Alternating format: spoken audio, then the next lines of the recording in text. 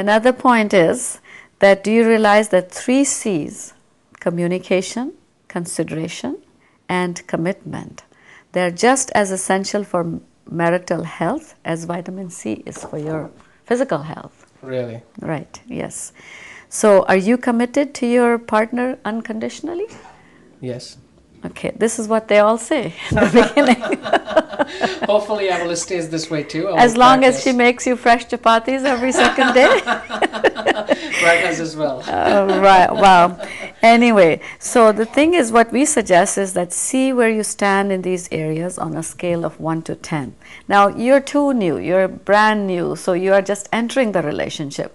This could apply more to people who have already been married and they've had some, they can gauge something where their marriage stands. So it applies to them that you see where you stand in these areas on a scale of 1 to 10. Discuss ways that you could be more considerate of your partner's feelings and needs. So the key word here is feelings and needs. I don't mean just you. She should be considerate of your feelings and needs, but you should be of hers. I see.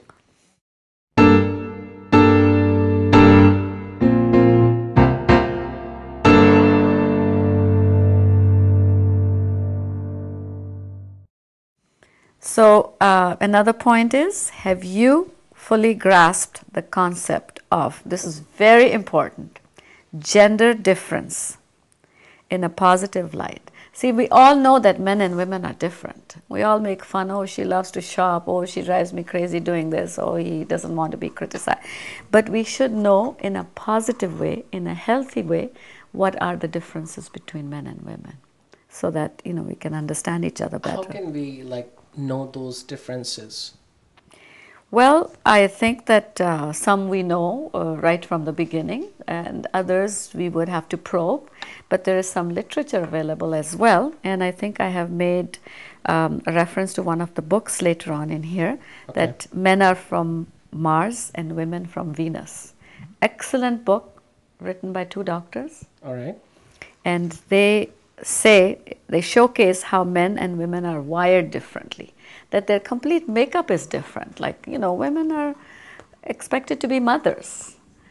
Okay. Right? Yeah. A man cannot be expected to have labor pains, I see. Or mother can put up with it. So men have their own strength, women have their strength. It's a man and a woman together that make a complete being. So talking about their strength, you think that both have their weaknesses too? Of course, we all do.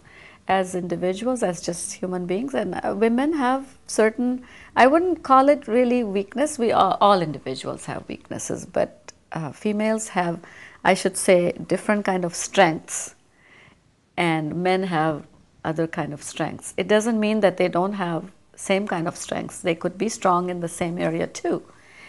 But in a way, this is why we are what we are.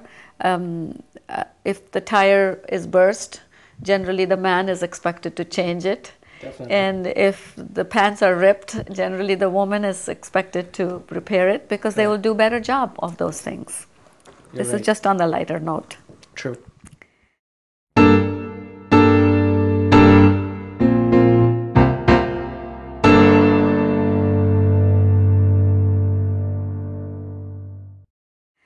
So then another point is that do you expect the intensity of love? The meaning of intensity of love? When you first get married, when you first fall in love, it's all romance and you're in cloud 9, and it's like, awwal awwal ki mohabbat ke nashe yaad to kar, bin piye bhi tera chehra tha gulistan jana. Really? That sort of, intensity of love cannot last for 10, 20, 30, 40 years. That romance. But love strengthens, Infatuation, romance part has its own place, but then love and strong love and understanding of each other, that should grow. Okay. What I've said in here is that constant nurturing strengthens love. So why not plan a regular date night with each other? Now, this may be a strange concept for Eastern world to say, oh my God, am I going to have a date with my husband? That sort of thing. But no, it's just one day certain number of hours are set just for you and your wife, or vice versa, to be together, to talk to each other, to dress up for one another, to build romance and understanding and so on. So But don't you think that it changes with the time, especially when the kids come in the picture? that's exactly when you need it more. Because when the kids come in the picture, unless you guard, you will be so entangled and involved with children that you may forget each other or neglect each other. And your wife might be feeling it and she may not say it. Or you might be feeling it and she may not say it. But you have to make a point. If you've set aside a time, you're going to make time for one another. When the children are sleeping or when they're with their grandmother or whatever, you make time for one another. I see. Then you want me to move on? I was thinking about one more question is, when the kids come in your life, of course especially the mother's time divided, and so is the husband too, as a father.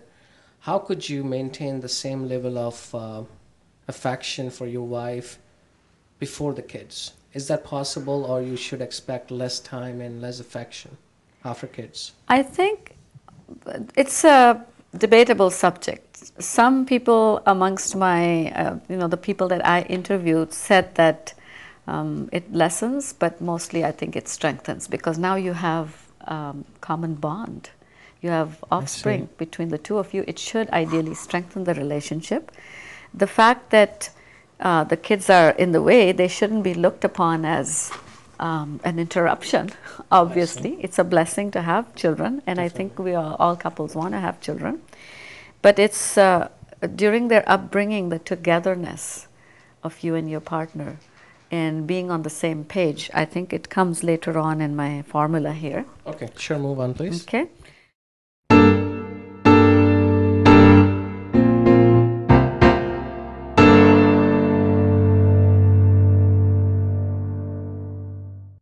So then there is key word here is constructive. Okay, so watch out.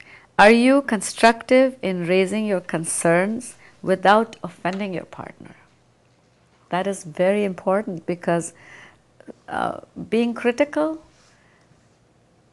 only brings the worse in the other partner if they see you as just criticizing them. But if it's constructive criticism, it's presented in a polite manner at the right time, and so that is something very important. Can you give me an example how you can make a constructive criticism on a wife? Well, let's say that your wife said something at a dinner party, just off the Sure. top of my head, and you didn't like a certain statement she made. She's made the statement already. So what's the point if you criticize her there?